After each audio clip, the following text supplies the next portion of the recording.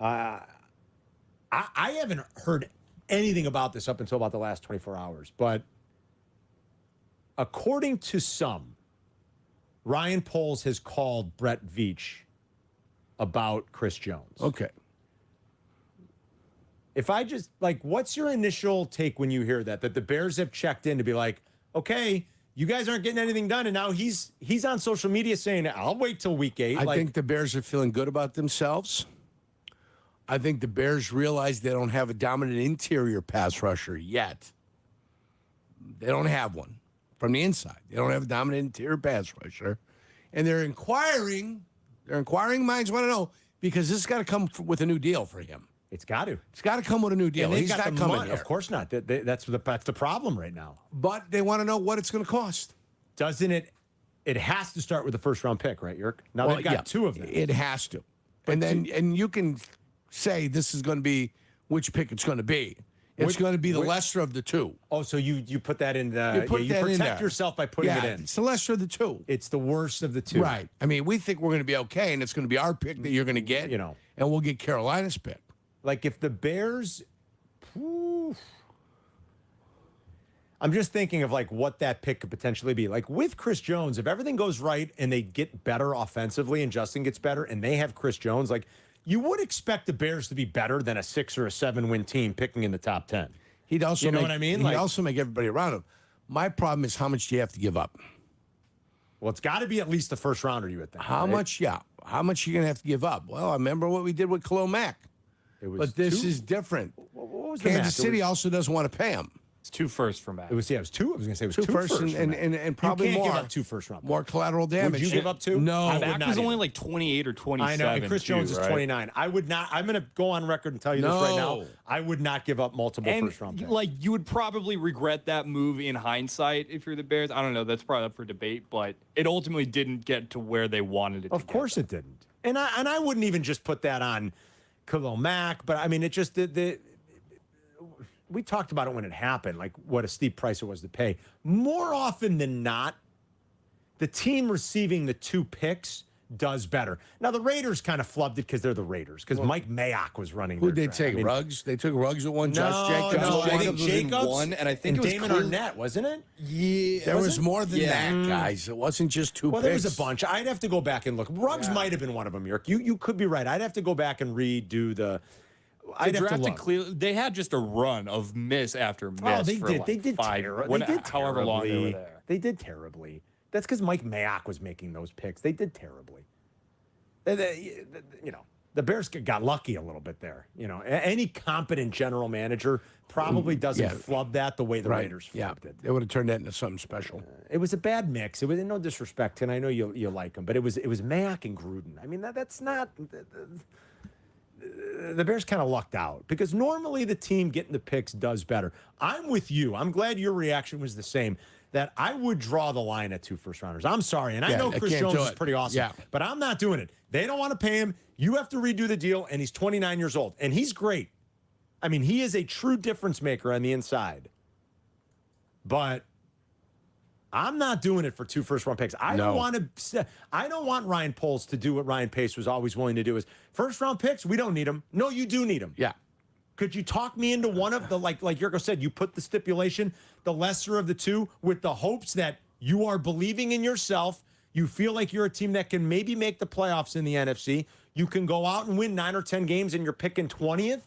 Could you live with that? And you still have Carolina's pick? I guess I could live with that as a Bears fan. I think for Chris Jones, if you get 3 dominant years out of Chris Jones. Bears received Khalil Mack. I mean, we got Khalil Mack. 2019 first, 2020 first, 2019 6th, 2020 third-round pick is what the Raiders got back. They got 4 in those. You'd have to go and look at what all those picks were. One of them was Jacobs for sure. One of them might have been Damon Arnett. It was Jacobs and Damon Arnett and Brian Edwards. There was a third involved in there. And then they traded a pick away for something else. Yeah. To move up or move down, and that resulted in somebody else. Don't you think? Do you think? I guess the question is, do you think the Bears are ready to accelerate this thing? I mean, because if you get Chris Jones, that's what you're doing. That's what they believe. You have to. If you're doing it, you have to. It doesn't matter what we think the Bears are doing this. It would mean the Bears believe they're in a position in a very weak NFC, Carm. Let's say it right. A very weak In NFC. a very weak NFC. We talked to Schefter. He said he added a third team, right? We did San Francisco. You added Dallas. I said 2.5. I said Philly, San Fran, and you agreed with that. And then I said I'd put Dallas in there too, like 2.5. Right. And he acknowledged it's weak. He agreed. He thought it was those three teams. So, I mean, you've got to find a way to get into it. Then if you're into it, there's a chance anything can happen.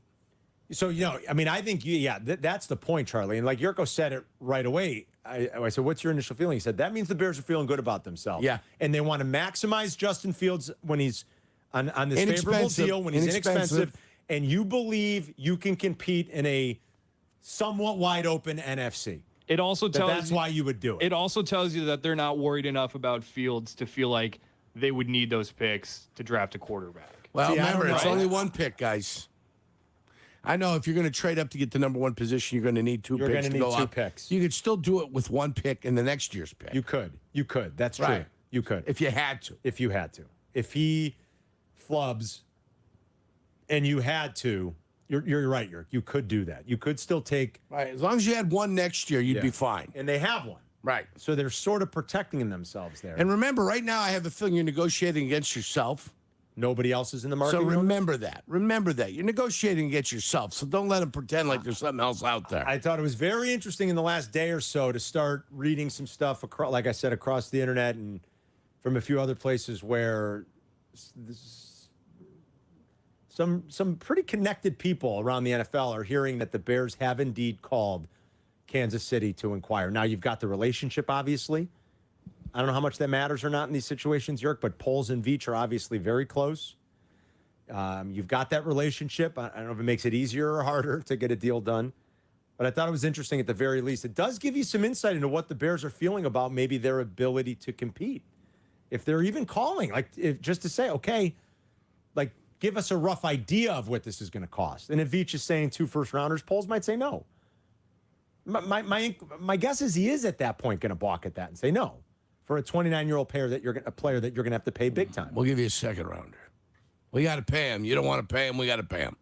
Yeah, you're not getting it for a second rounder, though, are you? You think? Well, I mean, I love the negotiation. No, I agree with you.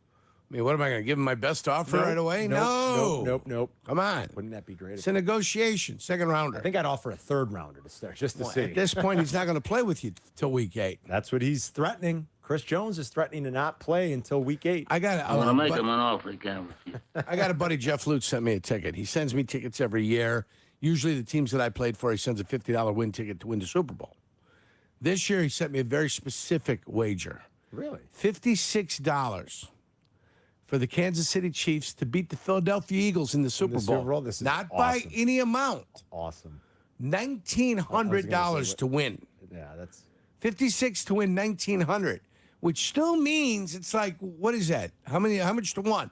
560, 1120. 56. This is like 30-something to 1, right? What's the math? Yeah, 19 3 times 56. Hold on. Yeah, it's like 1960 divided by 56. And then subtract 1. Yeah, it's like 35 to 1. Yeah. Yeah. He sent it to me. I put it up in the usual where all the other losing tickets are at. Dude, if I said, Lucy, thank you. That could be a prop swap special at some point. That's a very real possibility. 56 to win 1,900. And it's specific. Chiefs to win.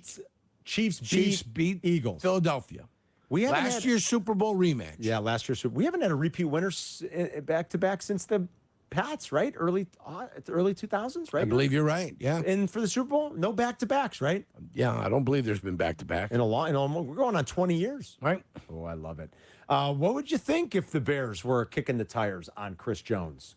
And what would you expect that package to kind of look like? The trade package.